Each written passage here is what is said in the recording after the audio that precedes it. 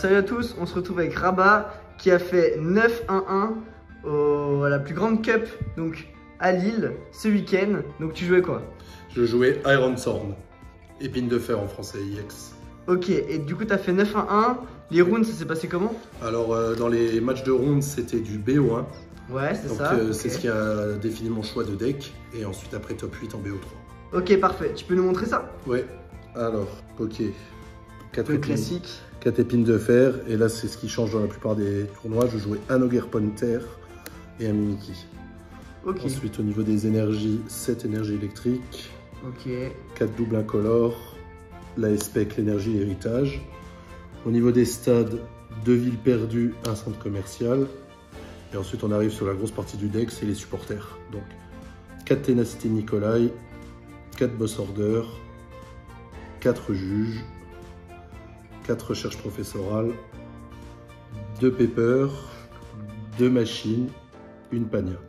Ensuite on passe aux objets, 4 maillets écrasants, 4 Pokématos, un maillet amélioré, une urne terrestre, un Technoradar, un aspirateur perdu, une Faibloball, et dans les outils, 3 capsules futures, une TM Turbo Energize et une TM Devil.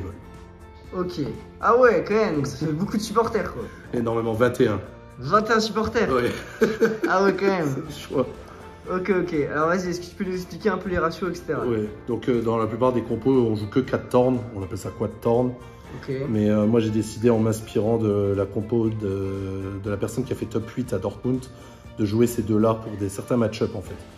Donc le Ogerpon-Terre permet de gagner des match-up contre les decks qui ont que des talents.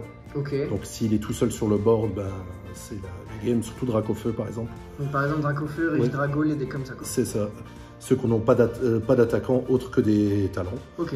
Et Mimikyu contre des decks EX qui ont pareil que des attaquants EX ou vraiment un seul Pokémon baby quoi.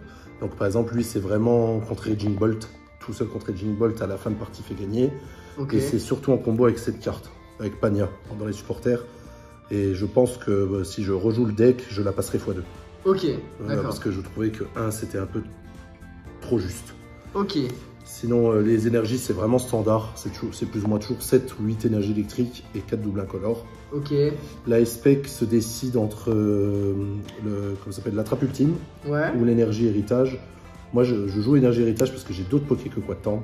Ouais. Et même dans les match-up où on utilise vraiment que les épines de fer, ça lui permet, en fait, l'adversaire doit prendre 4 KO au lieu de 3. Ce qui change vraiment beaucoup de choses. Ça change beaucoup de choses, ça fait vraiment le décalage. Ok. Et là pour revenir sur, pour moi, la meilleure carte du deck dans la supporter line, c'est vraiment Nikolai quoi. Parce que beaucoup de gens le jouent x2 ou il y a des combos qui le jouent pas du tout. Ils préfèrent Pepper en soi. Mais moi je la trouve beaucoup plus importante parce que dans le T1, on veut absolument pas miss l'énergie. Ok. Quand on est go second. Même en go first, mais surtout go second. Donc celle-là, elle donne forcément l'énergie.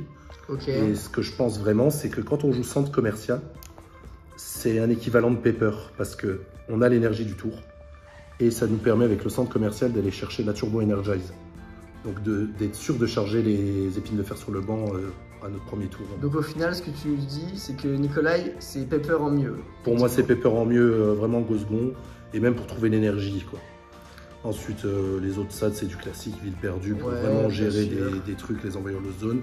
Et après, comme j'étais en BO1, j'ai décidé d'augmenter les ratios pour vraiment toucher le plus possible. Pour ça, 4 boss order, 4 juges, 4 professeurs research.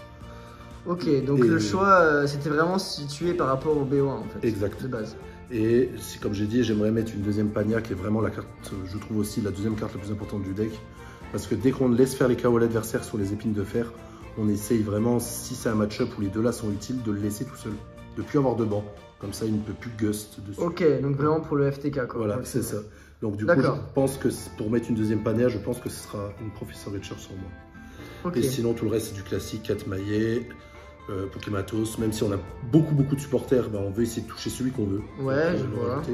Maillet amélioré contre Terrapagos, c'est bien. Après un juge de faire ça sur sa seule double incolore. Casser l'héritage contre Lugia, même si Lugia, c'est le meilleur match-up du deck, parce qu'il ne peut pas jouer. Ok. Sans talent, en fait, il ne peut pas Vestar. Donc, ouais, bah oui, c'est compliqué. Voilà. Et après, le reste, c'est plus ou moins du classique. Celle-là aussi pourrait se réfléchir à deux. au cas où elle est dans les récompenses quand on était deux. Ok, ça marche. Et est-ce que tu peux nous expliquer un peu les match-ups que tu as fait? T'as affronté quoi? Alors j'ai affronté, on va dire plus ou moins toute la méta, quand on voit le top 8. Dans les rondes, j'ai affronté 2 Régidrago, j'ai affronté 2 Lugia. Ok. J'ai affronté, comment ça s'appelle, un Dragapult qui est censé être un mauvais match-up, j'ai réussi à l'avoir grâce à Juge. Ok. Il a rien pioché derrière les tours. Ouais. J'ai plus trop de souvenirs des autres decks, mais c'était globalement de la méta quoi. Globalement de la méta. Et le top 8, alors top 8 j'ai fait un match miroir. Ouais, ok. Voilà, donc ça a été très difficile, mais en fait j'ai gagné grâce à Mimiki. Ok. Vraiment à la deuxième Mimiki Pania, en fait il pouvait plus le gérer. Il jouait pas par fin. Ouais, il y a aussi une tech dans le deck. Ok. Ensuite le top 4 c'était contre Regine Bolt. Pareil, la deuxième je la gagne grâce à Mimiki. Bah, Mimiki carry, ouais. Mimiki carry. Et en finale c'est contre Terrapagos. Et vraiment la carte contre Terrapagos. C'est juge. Ouais. Pour faire brick avec les Noirfang. Pour faire brick, ouais, c'est ça. Dès qu'on quitte les Noirfang, faire des juges, essayer qu'il n'ait pas tout pour. Ok, parfait. Et toutes mes games du top 8 ont été des 2-0.